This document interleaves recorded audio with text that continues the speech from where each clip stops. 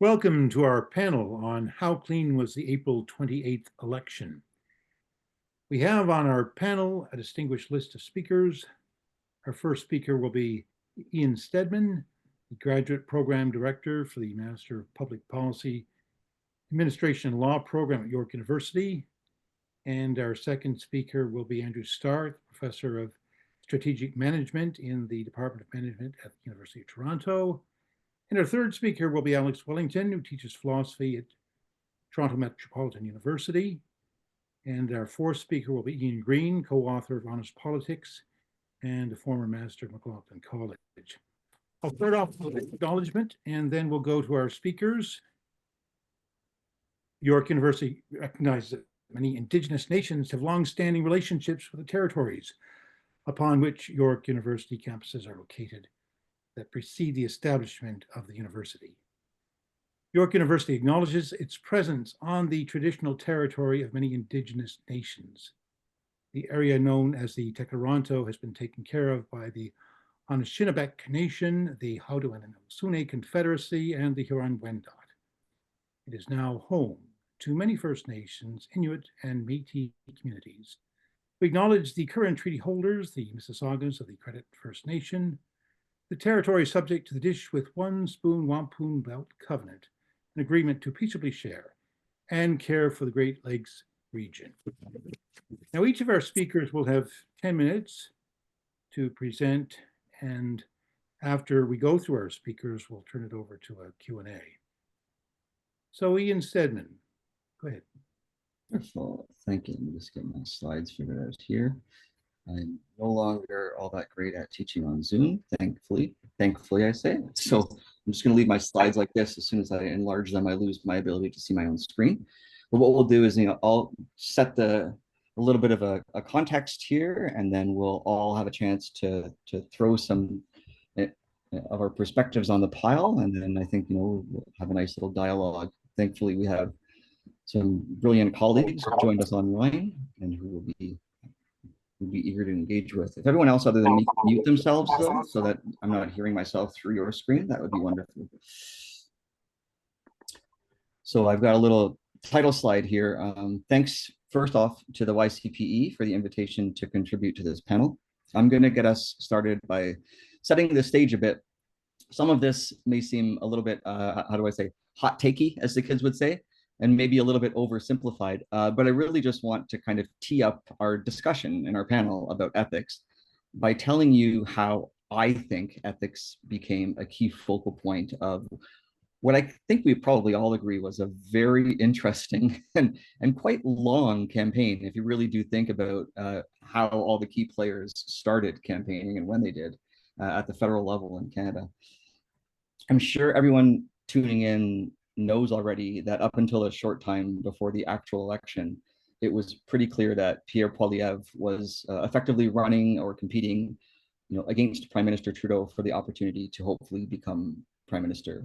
But it was Poilievre's campaign for Canadians' hearts, I would say. It started a long time before an election was called, though. He effectively launched his campaign over 2 years before the election from what I'd like say a log cabin. If any of you remember this video from a log cabin, where he was trying to remind us all that this is, our country and it's ours to reclaim what has always been ours. And there was some subtext there related to, I think, immigration policy and maybe some EDI policy. But really his goal was to, I think, instill pride in the Canadian citizens to, and convince them that this is our Canada and we need to take pride in that fact. And, ipso facto, vote for him. So I'm just going to play a few seconds of the video just to remind anyone tuning in what it was like, because it was a doozy. It got a lot of media. It went through the socials for a few minutes. Look at these scars. Each one of them represents the swing of an axe by a logger, converting by hand logs into posts and beams that became the bones of farms that dotted the countryside of Canada for hundreds of years. Brilliant, brilliant. Taking us all back to building the country, letting us all know that it's ours and built with our hands is great. And it was from there that Pierre and the Conservative Party were really off to the races, right? So from that point on, they were climbing in the polls. They were asserting themselves over Trudeau, and it really didn't hurt that the Trudeau government at the time was jumping from what seemed like crisis to scandal, from scandal to crisis, and back and forth. They were busy. You know, some of it was just general governance of a country related, but probably a bit too much of it was related to political scandals. More than a sprinkle was actual political scandals. We'll talk about some of those today in our time together.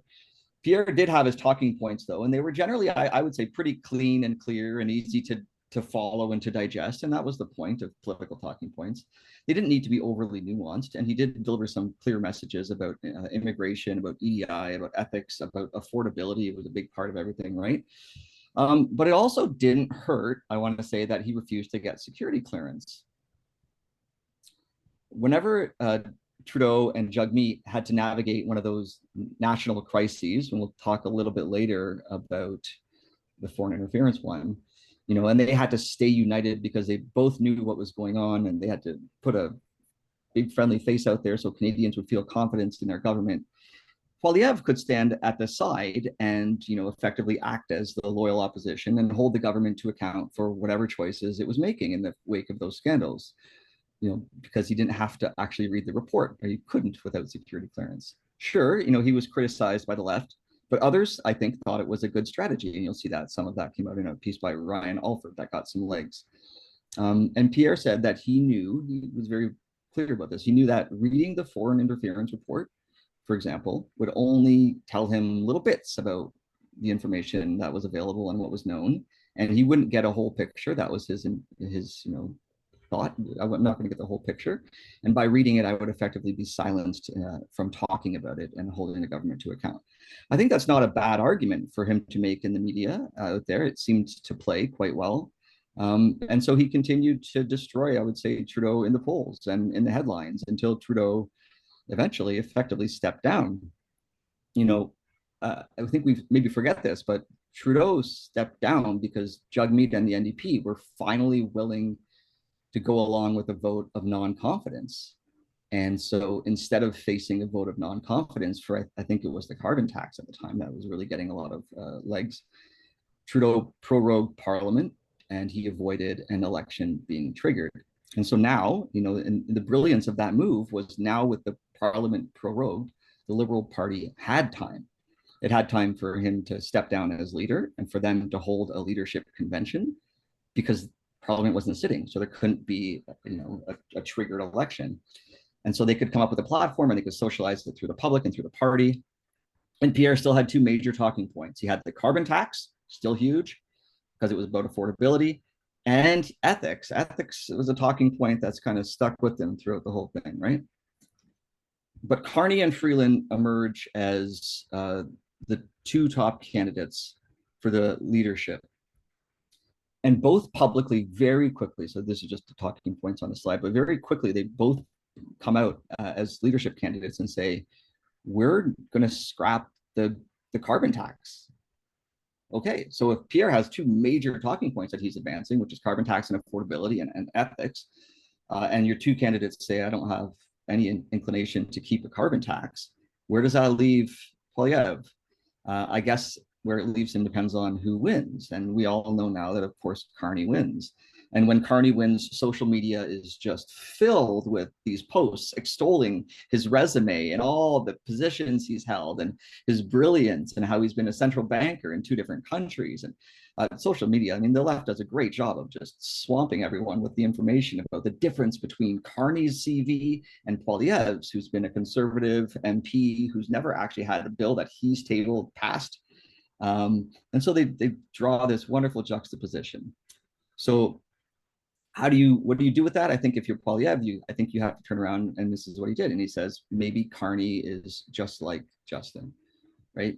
Even if his hair isn't as delightful as Trudeau's hair, there's something very similar about what we have here with Carney. You could say that he's privileged. You could say, you know, he's a big banker who's rich and divorced from what it means to understand what the average Canadian is going through. And so you really just double down on talking about ethics. And that's what we saw. We don't always see ethics as a central focal point of a campaign, but I think we got there because we lost the carbon tax as a central talking point. As soon as those two leadership candidates said, we're done with the carbon tax. So the headlines are still coming out in 2024, 2025. All throughout, there's just tons of headlines that you can draw on to say Carney and ethics and liberals, and this is history. How is this any different? He's the same people.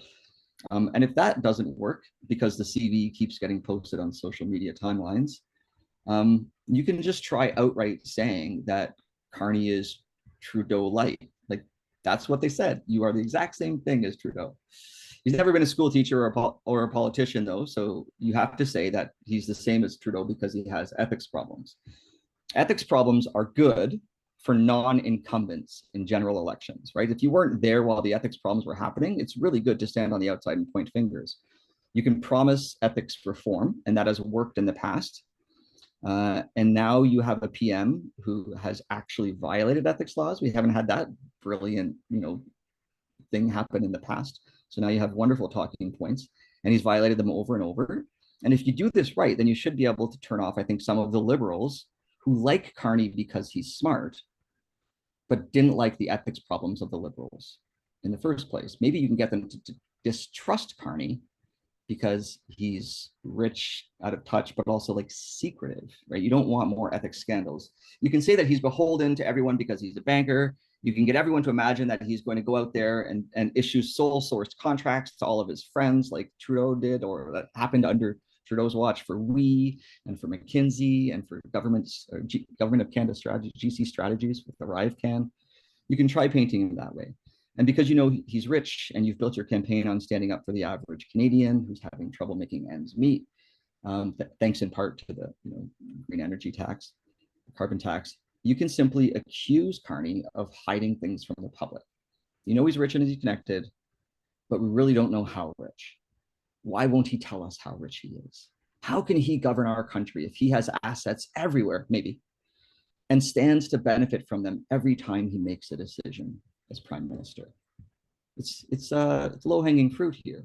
And even if it isn't true that he's in a perpetual conflict, all that is needed is for you to make everyone believe he is, because there's absolutely no way he's going to open up his financial booklet and say, here's all my assets and liabilities and all of everything that I own and owe. He's not going to do that. So by saying he should, you kind of make him vulnerable to the same kind of criticisms that people would still have of Trudeau and wanting to move on from the Liberal Party. Instead, he's more rich. And maybe opening up your portfolio to the public isn't a good idea when you're becoming a world leader. It might actually make you more vulnerable to predatory world leaders or people who want to take advantage of you. So long story short, I think we wrap up ethics in a bow in this campaign. It may not have had the impact that Poilievre wanted it to have, but it was a big part of 2 years of talking points, and especially became a major focal point after the carbon tax was off the table. And so today's panel is especially poignant because of how much dialogue we had around ethical issues in this campaign. And with that, I'll stop talking and I'll hand the speaking baton over to Professor Stark, who will tell us all about Mark Carney's money, I think, right? Thank you, Ian, for those thoughts. Those were great, and I think what I have to say compliments them. I don't think it'll repeat them. I'll say a couple of things, both about conflicts of interest with respect to Mark Carney and Pierre Poilievre and his decision not to seek security clearance. On the conflict of interest thing, I would maybe step back a bit and just mention the basic bones of a kind of a psychodrama that always repeats itself whenever we have a conflict of interest controversy in this country. A conflict of interest arises when a politician or an official is in a position to, in his office, his official role, to affect some interests that he or she might hold. Doesn't mean that they will favor those interests. It may well be that the official is a person of sufficient integrity that they can shut those interests out from their decision-making. But we have conflict of interest rules because we don't know whether an official will be able to do that or not, because we can't see into their mind. So conflict of interest laws are prophylactic laws. They don't actually prevent, they're not focused on a wrong per se. They're focused on preventing an official from being in a position where something wrong could happen, because we won't know. And the public has a right not to have to question these things, because there are too many other things on the agenda. The difficulty is that, so you can be in a conflict of interest without being corrupt. Now, the problem is that many officials who are accused of conflicts of interest look inside their minds and are convinced that they haven't been corrupted by them, and so are affronted that they've been accused of a conflict of interest. They're misunderstanding. Just because they believe that they aren't corrupt, and they may well be right, doesn't mean they're not in a conflict of interest, as I've just said. Their opponents do the reverse. They say, oh, so-and-so is in a conflict of interest, they must be corrupt. They must have allowed their interest to affect their judgment. That doesn't follow either. And we see that time and time again in Canadian public debate. We saw it even in the case of Mark Carney. When Carney was questioned about his conflicts of interest or possible conflicts of interest early in the campaign by Rosemary Barton, he got very affronted, as if he were being accused of corruption. But that's a false equation. We can concede that Mark Carney is a man of integrity and still say, unless he deals with the interests that he's holding, he will be in a conflict of interest, and the public is entitled not to have that kind of a question arise when we are talking about more important things. Of course, his opponents try to suggest the opposite, as Ian kind of suggested, by talking about all of his interests and his holdings and so forth and so on. They were virtually suggesting that he would be corrupted in office, that he wouldn't be able to function and lead us in a way that was uncumbered by anything other than his genuine judgment of the public interest while he was in office. So once again, this tendency, both on the part of those accused and those who are accusing, to conflate conflict of interest with corruption arose in this campaign. My own view is that Carney eventually dealt fairly effectively with the issues that arise. There are three typical remedies for conflict of interest. One is a blind trust and divestment, where the official places his holdings in a trust that is not initially blind. He'll, as soon as he puts his holdings in the trust, he still knows what holdings he has. But over time, the trustee is meant to liquidate those holdings and replace them with assets whose identity the office holder will not know. So eventually, the office holder will be making decisions without any knowledge of what interests they hold. Until that happens, until those interests are liquidated, it's important for the official to be screened or to recuse themselves from affecting those interests in their decision-making. And the ethics commissioner, with whom Mark Carney was dealing on the blind trust, apparently set up a series of screens that would ensure that when he is in office, he will not make decisions that will affect in any significant way his holdings. So both of these two remedies, blind trust divestment and screens recusal, don't require disclosure. In fact, if there were disclosure, then the official would know what interests they held, because the public would also know. So we're relying on the ethics commissioner to manage these problems. And if the commissioner does properly, then either Carney won't know what interests he holds, or if he knows, won't be able to affect them. And that's all we can ask. The only asterisk to that is that because he's the prime minister, it may be that there are certain decisions that only he can make and that might affect interests he knows he still holds because they haven't been liquidated. And in that case, the only possibility is disclosure. He would have to say to Canadians, there's an important policy issue that I am participating in or leading decision-making on. I do have an interest in it because it hasn't been liquidated yet. It wasn't possible. Here's what it is. And you judge, Canadians, in full transparency, my actions in public office, and you can make up your own minds as to whether they were appropriate or not. So all three remedies, blind trust divestment, recusal screens, and disclosure, may be part of his repertoire, but it seems to me that whatever the issue is, it's been handled appropriately. Let me maybe just, should I stop now and leave for later my discussion of Polyev, or do you want me to? Make your concluding comments now, Andrew. Sorry? Make your concluding comments now. Make them now? Okay. So as far as Pierre Polyev is concerned, I'm not so sure that his decision not to seek security clearance didn't hurt him in the campaign. And the only reason I say that is because I did hear from time to time interviews conducted in certain ridings, primarily ridings with large concentrations of voters from the South Asian community, who found it troubling that he did not seek security clearance. My own view is that his decision not to do so was wrong. And the reason I say that is his reasoning struck me as kind of flimsy. Certainly in the United States, there are politicians like members of the Senate Intelligence, the House Intelligence Committees, who are privy to confidential and secret government information, who are trusted by their constituents to use their privy access to keep the government honest, to ask critical questions, especially members of opposition parties.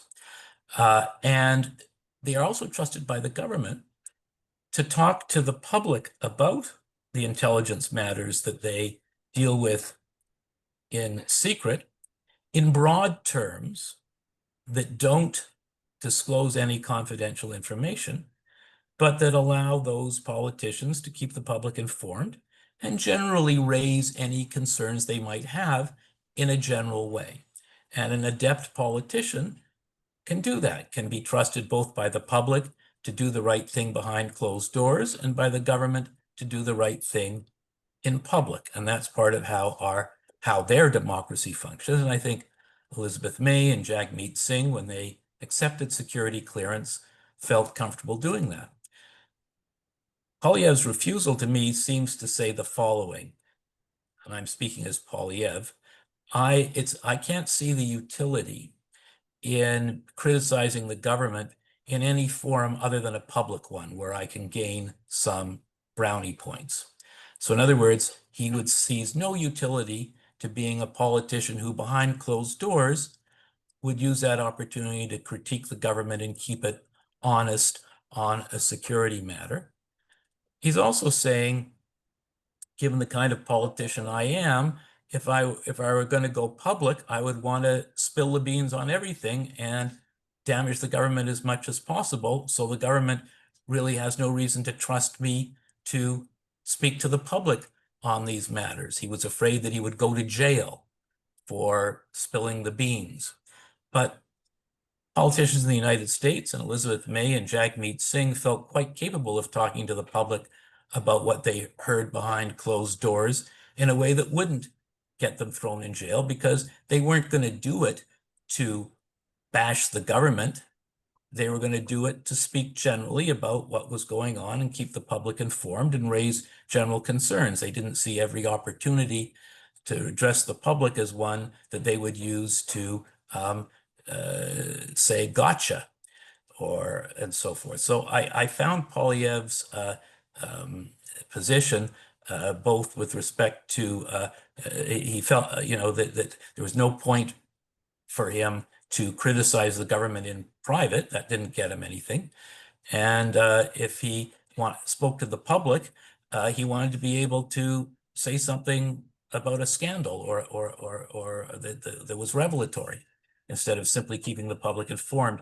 So I think it just showed on his part an immature, if I can use that word, understanding of what his role is, or maybe a lack of confidence in his own ability to speak behind closed doors in a critical way while keeping the public informed in a general way.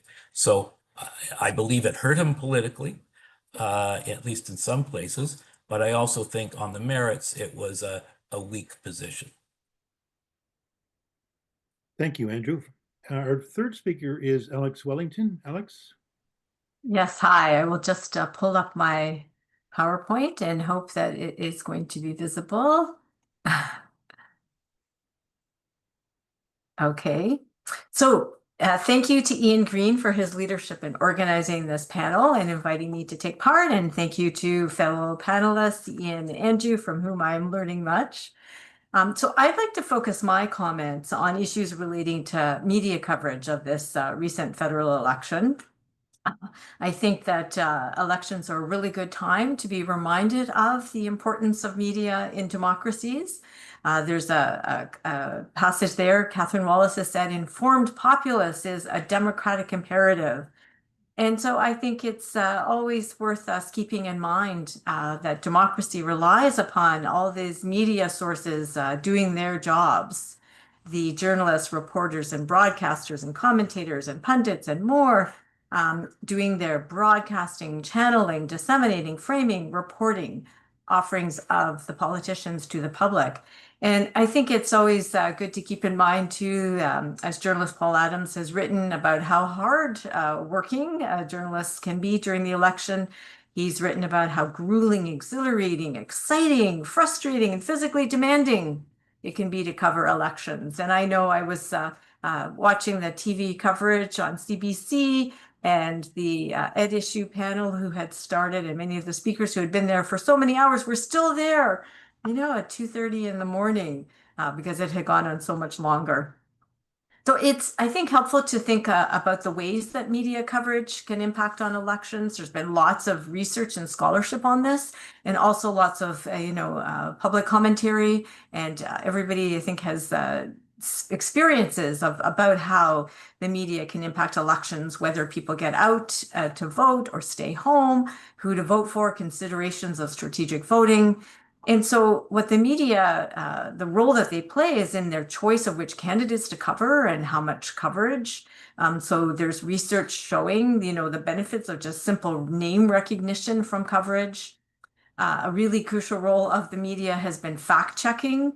And this has been an increasingly prominent role in our age of misinformation, disinformation, malinformation, is testing out the claims of candidates with the factual record. Also, the media plays a role in the emphasis on the horse race aspects of elections. It's been a big focus on frontrunners, and there's a sense that the coverage can lead to increased rolls, can increase results in the polls for people.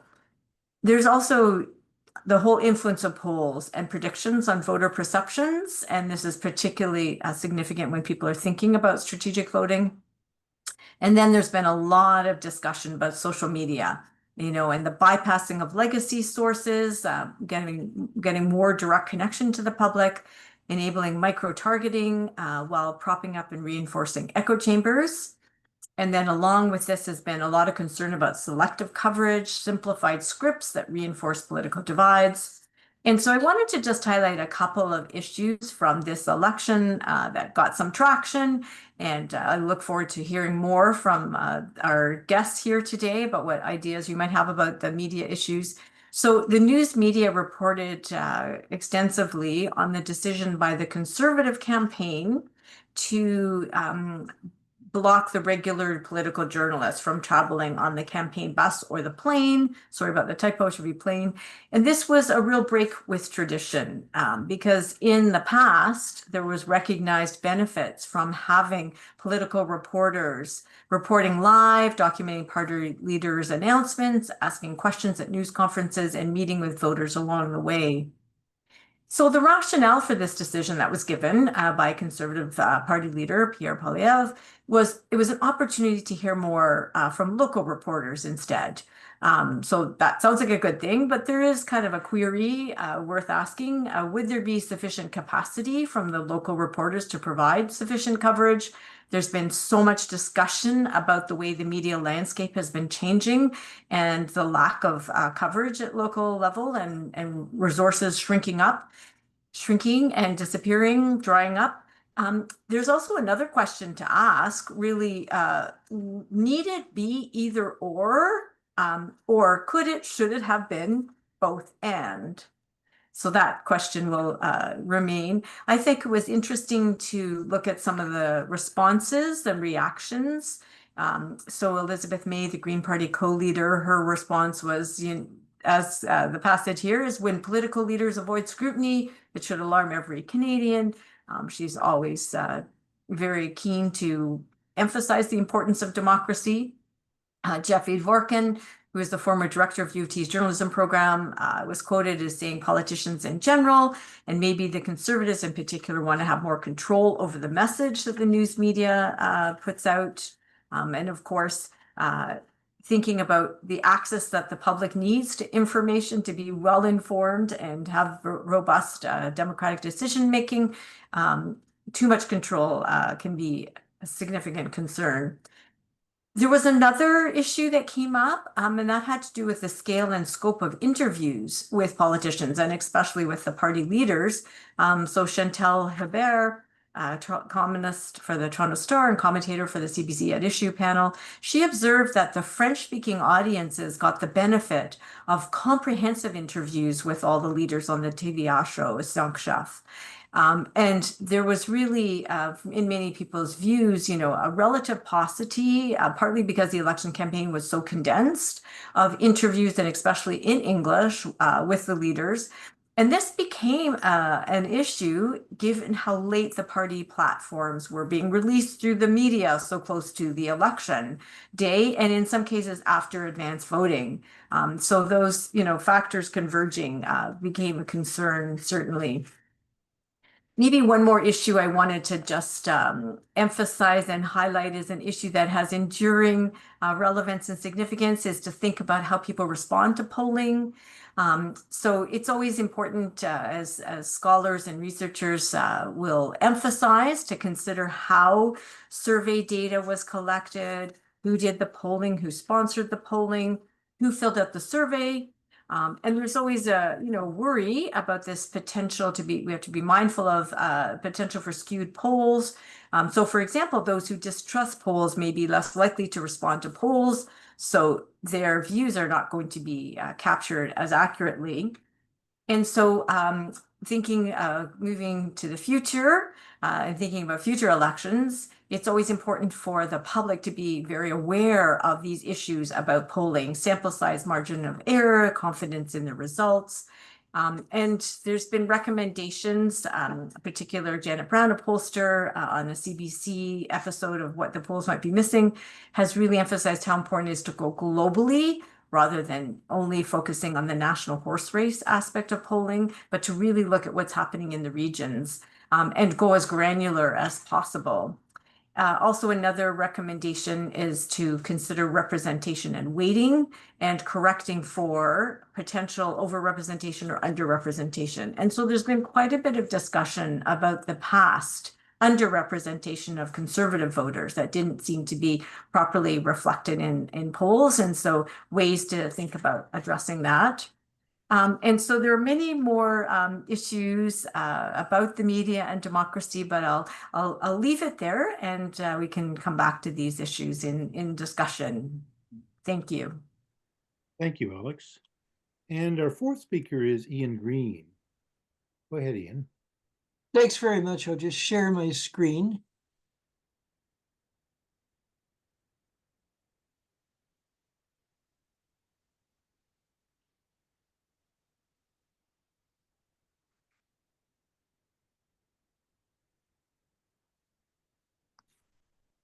We can see it, Ian. Okay.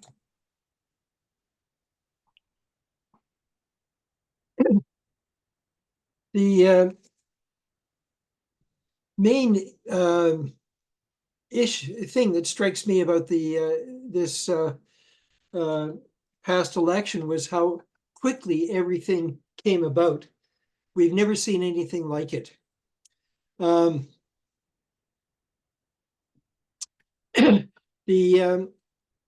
course, during the election campaign, we had Donald Trump making many announcements about tariffs and threats to annex Canada. Chrystia Freeland resigned on December 16th last year. Justin Trudeau finally realized it was time for him to go. He resigned on January the 6th this year. And this initiated a high-speed online election campaign by the Liberal Party for a new leader for March the 9th. What the Liberals did is that they allowed registered Liberals who were registered, I think, 41 days before the March 9th to be able to vote. Anyone over 14 could become a registered Liberal. They then set up a very screened election campaign because they did not want to be criticized of yielding to foreign interference. But the process of registering to vote was so difficult. Only about 152,000 people voted. Now, we don't know how many were disenfranchised. It could have been hundreds or thousands. There was on CBC, there was an issue of cross-country checkup after the election, during which a number of Liberal supporters who couldn't vote phoned in to say that they were completely pissed off and they had voted for the NDP or the Conservatives because they could not vote in the election. I registered myself as a Liberal voter, although in the past I voted for the other parties too.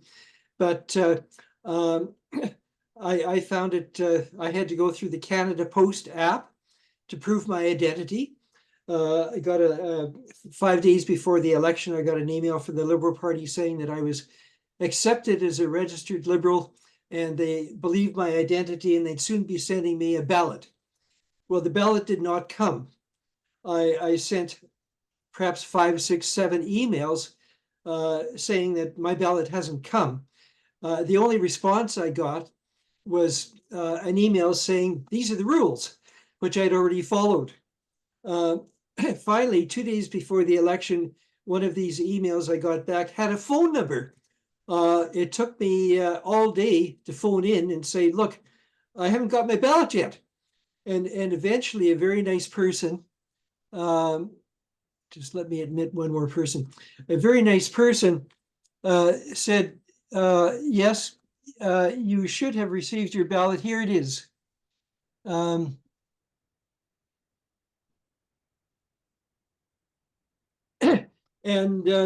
So I was able to vote, but and I think part of the problem is you folks all know me by Ian Green. My real name is Charles Ian George Green, and many people spell the Green without an E at the end. And so in the Liberals' attempt to make sure that the wrong Ian Green didn't vote, the whole thing got delayed. But anyway, the Liberals were not prepared for this. They should have had many, many more people on the phone banks to try to sort out problems. But as I say, this was very, very quick. And in spite of the problems, Mark Carney won overwhelmingly, even if everybody who wanted to vote had been able to vote. The result would have been the same. And then Carney became Prime Minister on March the 14th, March 23rd. An election was called for April 28th. So Elections Canada had to organize a general election in record time. They did not expect the huge turnout at advanced polls. And nor did they expect the huge number of requests for mail voting. And we saw in the papers today how, at least in one Quebec riding, a mail ballot, Canada Revenue Elections Canada had put the wrong postal code on the return envelope, so it didn't get in to be counted. There might have to be another recount in one of the Quebec ridings because of this. I was a scrutineer at one of the advanced school polls in my riding, Parkdale High Park, and I've been a scrutineer in the past. It's gone very smoothly in the past. This time it was a zoo. Elections Canada had not been prepared for the number of advanced votes in the polls. The space that they had reserved for counting the ballots was far too small. It was so small, there were no chairs for scrutineers. I stood for 3.5 hours. There wasn't room on the tables to play. I don't. For those of you who've not witnessed voting, the paper ballots have to be taken out of boxes, dumped on the table, flattened out. The Elections Canada officials have to put them into piles, usually piles of 10 or 25 or 50, and then mark down on other sheets how many votes each candidate got. And the scrutineers have to watch, make sure they've done this properly. And then there may be questions about spoiled ballots where people didn't clearly indicate who they wanted to vote for. Anyway, it was a bit of a zoo. At my advanced poll, there were so many paper ballots that kept falling off the table, which was not big enough for this. But anyway, it got done in the end. There's still recounts going on in 3 ridings, so we may see some changes. There may be some appeals for the recounts to the federal court or the Superior Court of the province that it's in. Some of these might be appealed to the Supreme Court of Canada. So it may be several months before we know exactly how many people have been elected, but it's going to be close to the current total. Anyway, I don't think that unethical things happened. It was just very, very fast, unprecedentedly fast. Foreign interference. The Hope Commission warned against foreign interference from China, India, Russia. And so the government of Canada put new safeguards in place that were not there before. I have a link on my webpage showing the safeguards they put into place and how various agencies in Canada were watching for foreign interference, and they would warn if they found anything untoward that might be happening. Anyway, very little on that front happened. The main foreign interference was from Donald Trump. His pronouncements galvanized Canadians to vote in huge numbers, and to persuade. This resulted in NDP voters lending their votes to another party, mostly to the Liberals. So foreign leaders are not supposed to comment on elections in other countries and democracies. But of course, Trump is one of the least ethical heads of state we've ever seen. So he didn't stay out of the Canadian election. And so I think that was a major impact, not lack of ethics in Canada, but lack of ethics in the White House. Vetting of candidates. Both the Liberals and the Conservatives ditched several candidates at the last minute because of insufficient vetting, because the whole thing happened so quickly. There were 4 Conservatives and 3 Liberals, I believed, who were tossed out at the last minute. The most notable of these was Paul Chang, the Liberal candidate in a North Toronto riding, who had made remarks several months earlier that Conservative Joe Tay should be turned over to the Chinese officials in return for a bounty. This was sarcasm. He apologized. His apology was accepted by Mark Carney, but in the end, he ended up resigning. And by the way, the Conservatives actually won in this riding.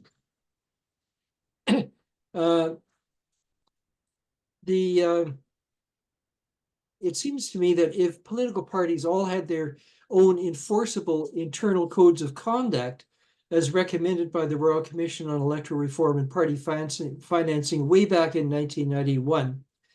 They would have had in place more streamlined procedures for vetting candidates. And I don't know if Peter Constantino is still with us, but he was part of the research team for the Royal Commission in 1991.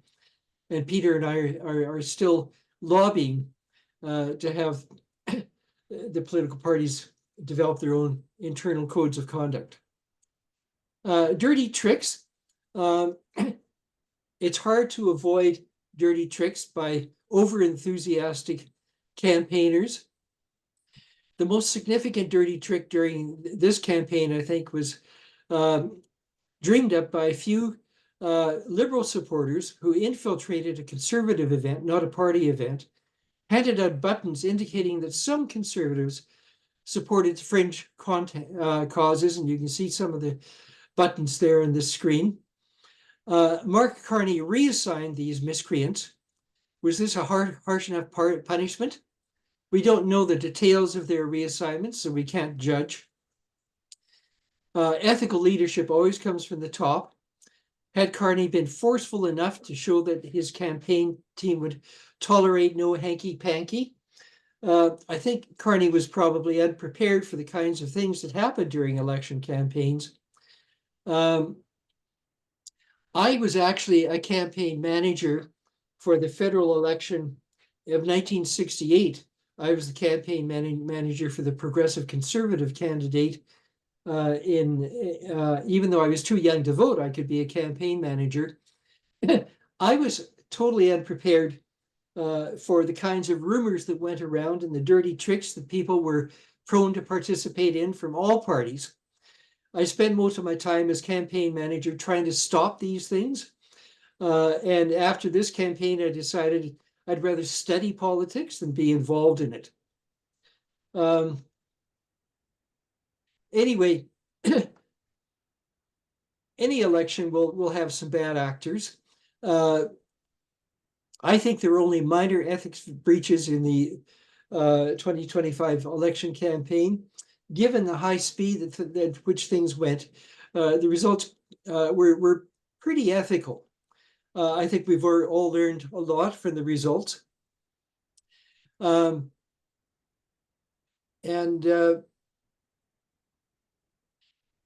hope that when orienting their new MPs, it would be good for all the parties to highlight high ethics standards, encourage them to engage with the Office of the Conflict of Interest and Ethics Commissioner as soon as they can. They're not required to federally. In most of the provinces, they have to engage personally with the Office of their Ethics Commissioner. I hope all the parties will encourage their elected members to engage personally with the Office of the Conflict of Interest and Ethics Commissioner, regard this office as helping to keep them out of trouble.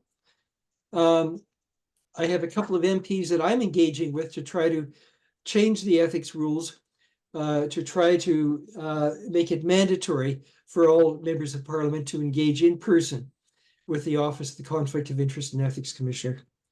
Anyway, those are my remarks. Thank you, Ian. Well, we'll start the Q&A part of our presentation now. If you've got a comment or response, perhaps you could use the React icon at the bottom of your screen and indicate whether you want to state some response, indicate your response. Perhaps I could start by asking Ian Stedman in particular. It's very disturbing to hear about conflict of interest on the part of these candidates, particularly Carney and Poilievre. But Carney is a very, very wealthy person, and he was CEO of Brookfield Asset Management until shortly before the Liberal Leadership Convention. And then he moved the head office of Brookfield to the States. Now, Brookfield is a multifaceted investment corporation, and its investments and interests include affordable housing, pharmaceuticals, and a number of other issues which are highly pertinent to government. He hasn't been forthright at all about his investments. And so the conflict of interest persists and will persist until he comes clean with this and about this. Do you have any responses to that? So as a candidate, I mean, just to pick up on what Professor Stark was talking about, as a candidate, he has no obligation to disclose anything, to file anything. He wasn't a sitting MP in the past, so he's never had to file at all. And that was, I think, what made the talking point so ripe for Poilievre, was we don't know anything about this man. Your point, though, is well taken. Brookfield owns everything. They're invested in everything. But you're not going to, I think we're not reinventing the wheel. This is not something we've never seen before. When we sat down and made these laws, and the assumption is that you're going to have people who serve in public office who have investments. And sometimes they manage the specifics of their investments. And so we put rules in place that say, if you're the Minister of Mining and Forestry, you can't invest in mining and forestry, but you can hold ETFs, broad-based funds. I think the takeaway we have to come away from this election from is one that I think Trump taught us in the States a little bit too, which is that sometimes the rules can't actually do the work. We get to a point where some people coming into public office have assets that are so broad or so varied or so robust that it really is on us to vet our candidates for political office, to ensure that we vote for people who have demonstrated a history of and a commitment to trust and integrity in public service. And perfection is never going to be the standard we're going to achieve, right? Like Duff Conacher has come out consistently on this exact topic and said the only way to prevent Carney from having a conflict of interest or potential conflict of interest is to force him to totally divest himself of all of his assets. And my response to that is, I mean, you're just going to disincentivize public service. People are never going to sell everything for the privilege of making $160,000 a year when what they're selling is right, that history of everything that he's accumulated. So, I mean, at the end of the day, do I think a blind trust is going to prevent our current prime minister from having an impact on his investments in every decision he makes? No. But to the point, like, a conflict of interest doesn't mean you're corrupt. We have rules that say disclose it, be honest about it. If it's the kind of a decision that benefits you specifically and not a broad class or a general class of individuals, then recuse yourself from making that decision. And that's really the line of best fit. Public policy is drawing a line of best fit between divergent interests. And we have to figure out what the line of best fit is. And every once in a while, the anomalies come and they really make us think. And I think that I'm glad that we have an anomaly once in a while. And you hope the anomaly comes when someone who has integrity is assuming the position. I mean, I think the lesson of Trump was, the anomaly came, you realized you couldn't put a building in a blind trust because his name is on it and he knows if you sell it. And then he says, on top of it, I'm going to make my trustee my son-in-law, which was just icing on the cake. At least in this case, we have him saying, listen, I'll do everything I possibly can. I'll abide by the rules. At the end of the day, am I going to sell my options for that I've been worked my whole life to accumulate? I mean, he's not going to. They're going to vest when they vest. And if we don't like that, then let's not put him in office. Andrew, did you want to get into that discussion? Thanks. Yeah, I think Ian covered it beautifully. I don't think I have any disagreement. I'll just sort of bolster a bit of it. Philip, you said it's important for don't we want Carney to come clean? But I think one of the questions is who's he coming clean to?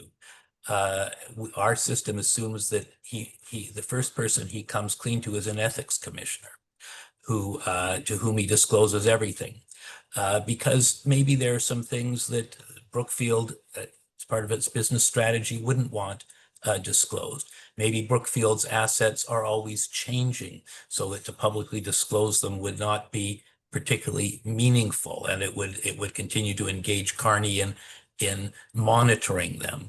So our systems requires Mark Carney to come clean. He did, I'm assuming, we have to assume that, to the ethics commissioner. A combination of recusal and blind trust divestment. Until you divest, you recuse, is the order of the day. Ian is quite right. There is an assumption that if you engage in public decisions that affect your interests as part of a broad class, so that your interests aren't affected in any way distinct from many others. So a finance minister is affected personally by the tax system because they pay finance minister pays taxes, but because the finance minister pays taxes along with millions of others, we don't consider it a conflict of interest when the finance minister makes tax policy. In the same way, we use that approach to say that it's okay for an official to participate in decisions that might affect their interests as long as it's among many others. But when it's when it affects their interest in a particular way or a special or a specific way, then it's a conflict of interest. But then he can be screened or she can be screened from those decisions normally.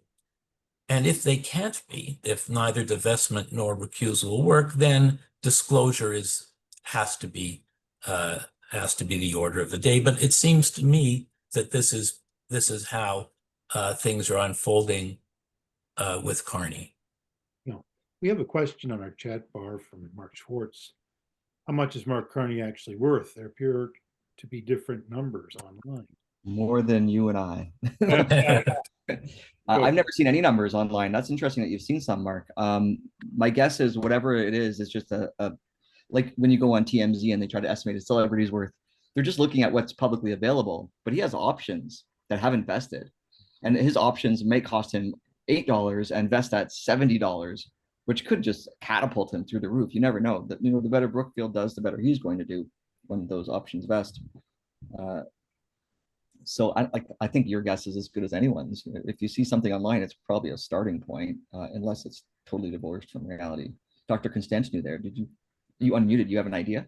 I was just wondering, I was talking recently to the Minister of International Trade here, who said, even though the Treasury Board guidelines allow a government official to travel business class for long haul flights, 5 hours or more, he flies economy. And what's driving a lot of the considerations here are optics, not so much what it actually is, but how it might look, or worse, how many might spin it. And so too often, it isn't the facts we're dealing with. It seems it's this other set of realities that are influenced by politics and social media that make doing anything difficult. So how do you quantify the place of ethics and ethics in this scenario where it's not about what the truth is, but something else? Yes, thank you, Peter. Ian, this observation that you've got in the chat bar has always confused me. Perception is reality in politics. Is that the reality of the perception? Your observation. We used to talk about real conflicts of interest. Now we talk about how important avoiding the perception is, right? It's important to do good, but also to be seen to be doing good. And that means to not be seen to be doing indifferent, or, like it is, Peter's point is very well taken. Sometimes it's not really about the truth of the matter. It's about what you present to the public. And that's, I think, why political talking points during campaigns can sometimes be divorced from reality. Because if no one's there to point out that they're not connected to reality, then that's the reality that gets presented in this post kind of, I don't say truth world, but you know what I mean? Politics and judgments about perceptions. Back in 1991, when Peter and I were working on the Royal Commission on Electoral Reform, I just did a study of at what level does the public become suspicious when politicians receive gifts And it seemed that in those days, the media would pick up stories where politicians accepted gifts of more than $100. Less than $100, people were not too concerned. And so it became law that you had to report gifts of more than $100. Now it's quite a bit higher because things have changed. So I think judgments about perceptions are just of ultimate importance.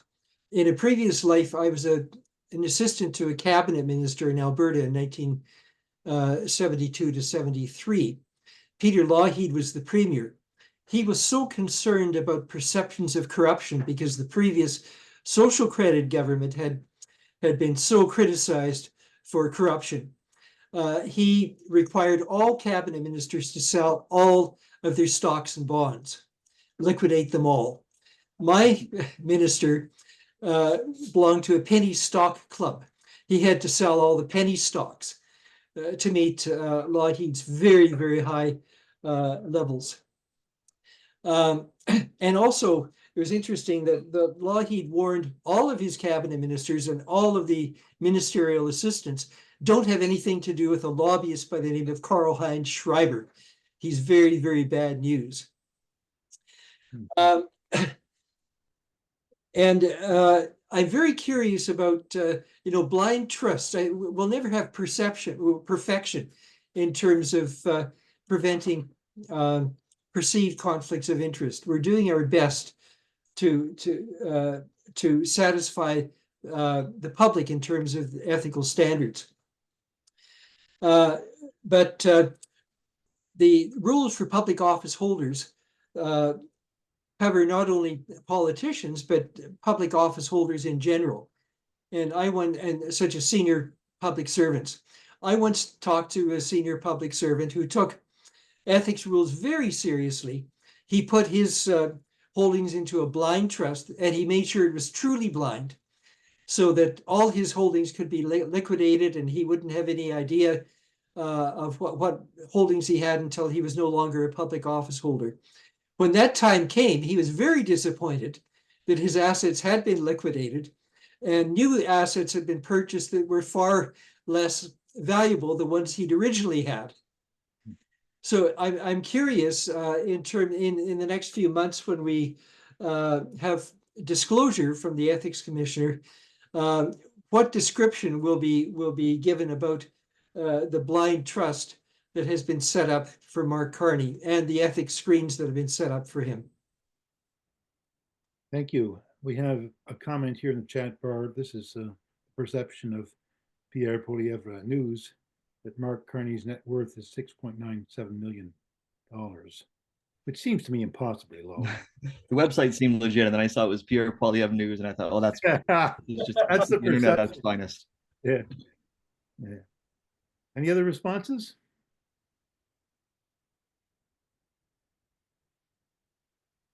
So maybe a hypothetical here. What if a foreign government wanted to give a prime minister a $400 million jet plane? Would that be okay? What if a foreign government wanted to invest in a market that they knew a prime minister held assets in, or invest in a company that they knew a prime minister held assets in? There's a reason, there's an argument for not disclosing anything about his assets and allowing the conflict of interest commissioner to deal with that, because you don't want him to be manipulated in any way whatsoever by others on the outside. Marcus. Well, let me ask a question on this, if I can. Well, actually, I had two questions. One was for Alex, which is whether we know if local news reporters on Poilievre's plane challenged him or asked him tough questions or engaged with him in a critical way, or whether they were more of the rebel news cheerleader kind of sort. But I also wanted to ask Ian, just to be a devil's advocate for a moment, Ian Green, what's wrong with a foreign leader commenting on the election campaign of another country? It's pretty clear that there's something wrong with foreign leaders surreptitiously trying to manipulate elections through false news or by trying to coerce citizens. But what reason does a democracy, a liberal democracy, have to object to foreign leaders or foreigners at all commenting on their election campaign? I have written about American politics and made, my obscure and uninfluential opinions known. Why should we not want to know? Why should we not want to take into account what a foreign leader might have to say about our campaign? Indeed, I might argue and would go so far as to say that because I am happy that Mark Carney won the election, that I'm glad Donald Trump made clear what his aims were and what his true goal was as far as this country is concerned, so that Canadians could make an informed decision about who to elect and who we might want to have standing up to him. So I just throw this question out for everybody because I'm not sure I know, or I can put my finger on what the principle is that is being violated when quite transparently and openly foreign citizens or foreign leaders comment on the election in a particular country, as long as they're doing it as long as you're not lying or manipulating the facts or whatever. That's clearly wrong, but that's clearly wrong whoever does it. What's the problem?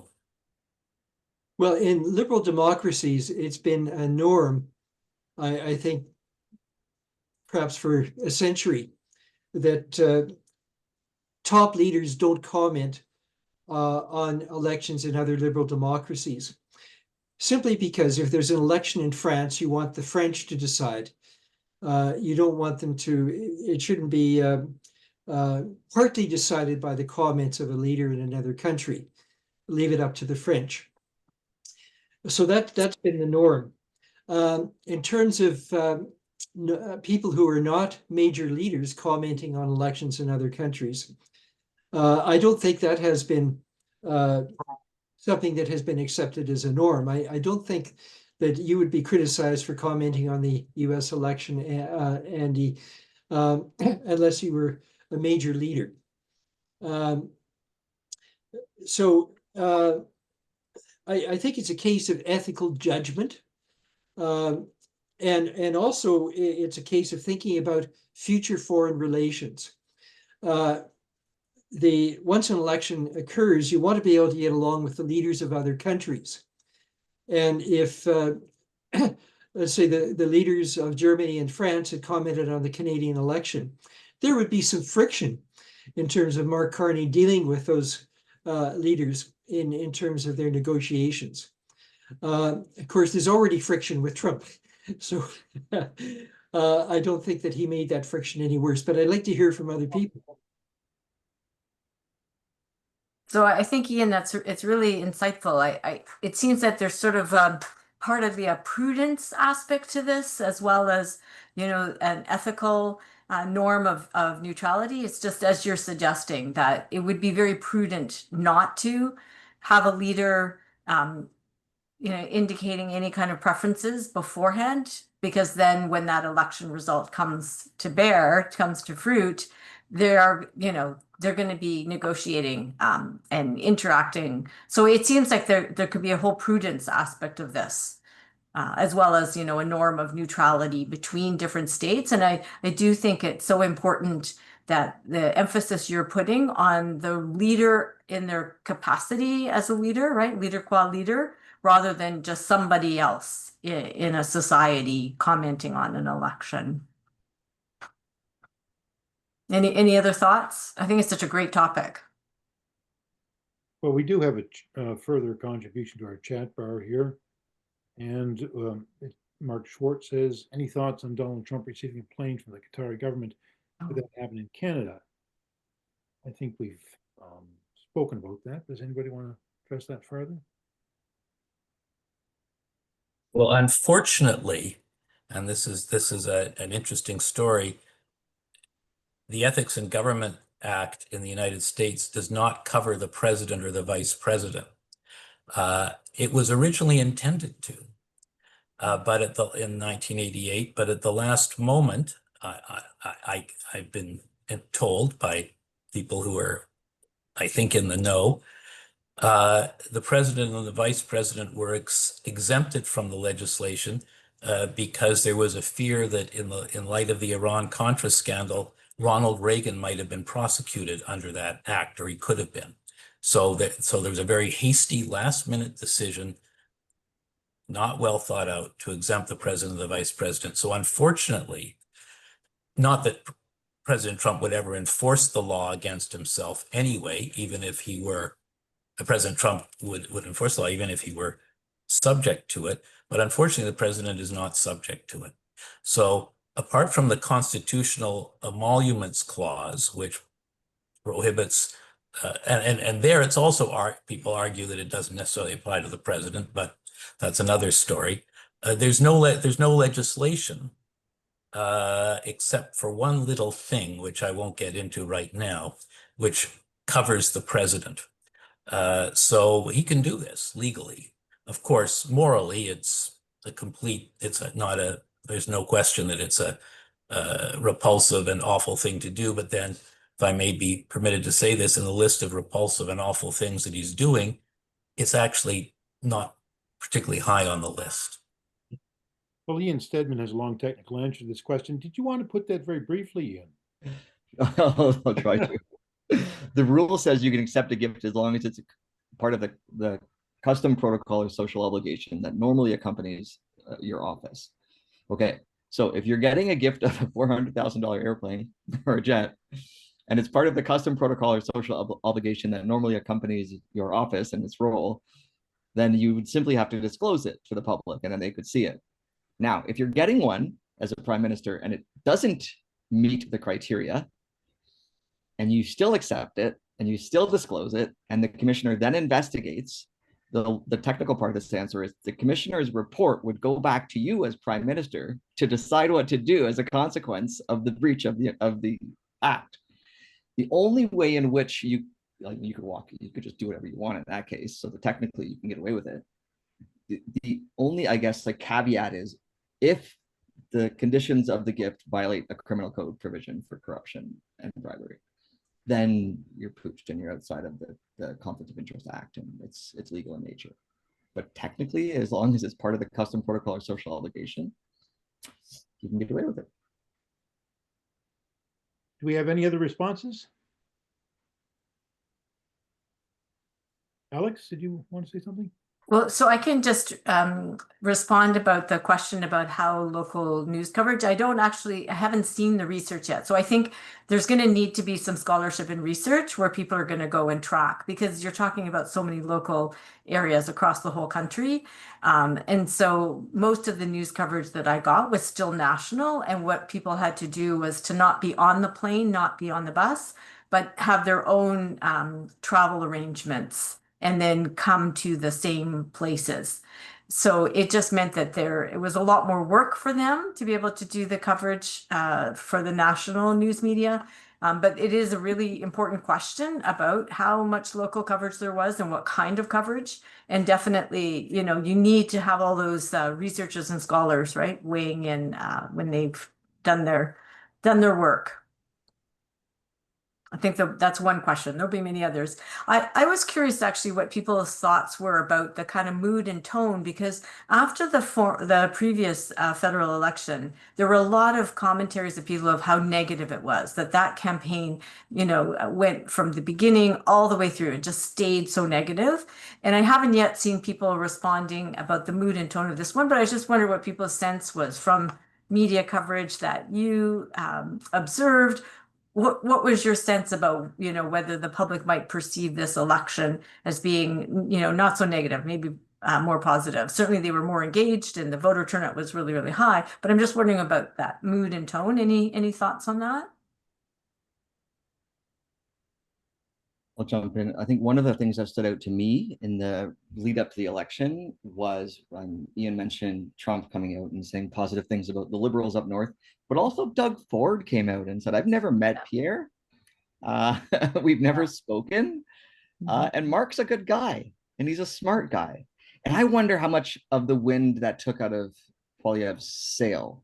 Mhm. Because if he had people who were more, conservative leaning, or sorry, progressive leaning or center, you could see Carney coming to the center by scrapping the carbon tax and not getting into the EDI talk. And clearly, I don't think he has gender parity. It wasn't a big talking point for him. Like he really they really took, I think, some of the oxygen out of the room in some of the more negative points by saying, I mean, the Ford stuff was to me unreal, that he came out and said that.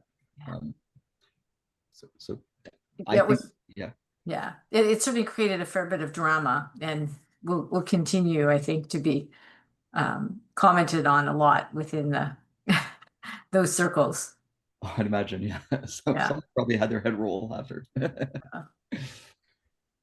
I guess what people were thinking about too was like the way that the media had this is what journalists talked about in the last federal election, is how hard it was for them to shift to sort of the policy issues and more of a positive vision, because there was so much negative focus on the persons. I mean, I think it's been, a while now since we had that former election campaign, but I just wondered whether this election campaign, maybe the coverage seemed to have more balance between, issues, policy, and then just that kind of negative personality stuff, even though they didn't have as much information about all the policies because the campaign platforms were released so late. I guess that's just something to reflect on. Yeah, that's a really key point that probably deserves more attention, is how late those platforms were.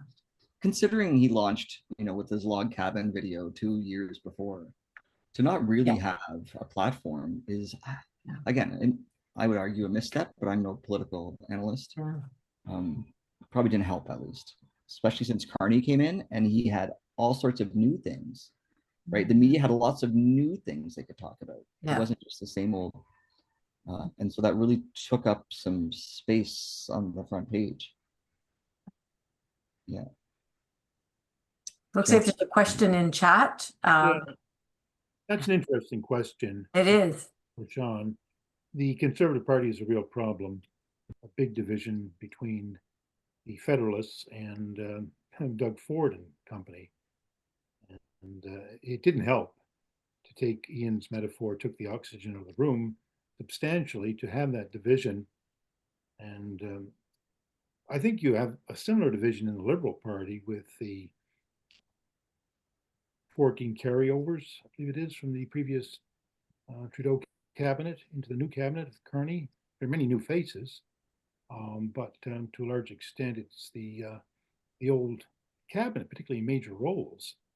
So, I mean, this is a political question rather than an ethical question, but how these divisions are going to be worked out over the next few years, to a large extent, I think, will determine the outcome of the next federal election. There is a kind of ethical dimension, though, about what it means to have loyalty, and the expectation of loyalty to this larger movement that maybe is supposed to supersede regionalism, but in Canada, that seems to be a strong tension, right? The regionalism versus the broader movement or umbrella of the political parties. There were a few things when Trump first came in and started barking about tariffs, where the first ministers of all the provinces got together. And Danielle Smith, despite being in Alberta and anti-everything federally, she came out and she said, we all got together and Doug was a leader. She positioned him as a leader. And then he said, Pierre's not my leader. I've never met the man, which that does a lot of damage, I think, given so many of the provinces and territories are conservative, right? Very few are Liberal and NDP relative to how many are conservative. And if you think about the last election, as I recall, Doug was asked to go to the cabin and to not comment at the federal level, right? When Trudeau called an election midterm after 3 years or whatever it was, and he only switched one seat. I remember that being in the summer and Dougie being up at the cottage, and he was not allowed to be in the media for a little bit. And I think we can probably pull headlines on that as well. So he's not to be silenced this time. He was going to have his voice heard, for better or worse.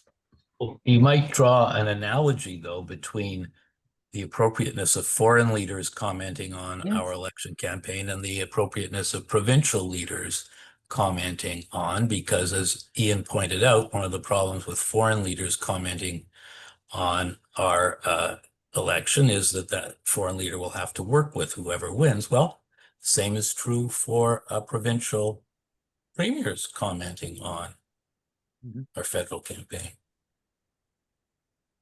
I think that's a really good point. I think it's a judgment call by the party leaders with their campaign managers as to whether to focus their campaigns on the positive or to what extent they should indulge in the negative. Back in 1968, when I was a campaign manager, Robert Stanfield was the leader of the Progressive Conservative Party. He wanted to focus on the positive. He was very proud of the campaign, of the platform, especially the guaranteed annual income promise. And he said, let's focus on what we can do. It's not very helpful to attack Pierre Trudeau. So when I was a campaign manager, we tried to be very, very positive. In fact, the Liberal candidate in our riding, I had played the organ for his wedding. He was a good friend. So I intervened to help prevent anything negative going on about him. But in this past election campaign, the Conservative Party, I think, was focusing more on negativity than positivity. And I think it hurt them.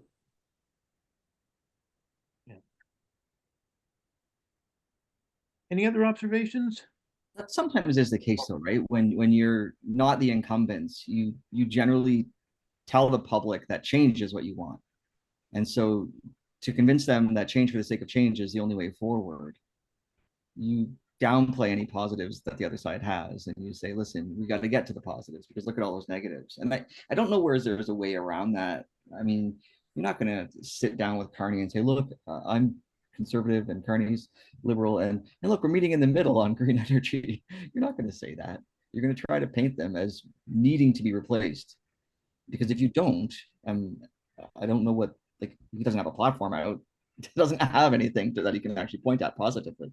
That may be, I think, the big takeaway is you probably don't need to be negative when you put a platform out, and you can just lean into the data and say, this is why my platform is the one we need as Canadians. Yes.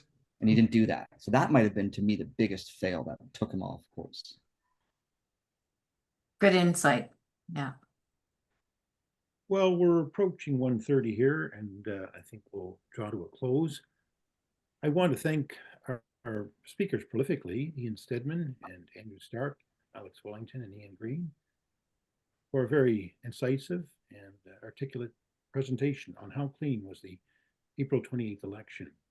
Thank you very much, and also for everybody who's attended. All your contributions were certainly welcome and appreciated. So we look forward to our next panel. We'll start again in September, and this is the York Collegium for Public Ethics, and we mount 4 or 5 of these panels every year, and we'll continue after our summer break. So have a wonderful summer to everybody, and we look forward to seeing you again in the fall. Take care. Thank you, Philip, and thanks to the Collegium. Thanks. Bye-bye. Thanks, everyone. This recording will be up on the YCPE webpage in the next couple of days, like recordings of some of our past panels. Great. Great. Take care, everyone. Thank you. Thanks. Bye-bye. Bye. Ian, are you sure you pressed record? Because I didn't get a notice saying it was being recorded. Oh, I did. I got the notice and I hit the OK. Okay. All right.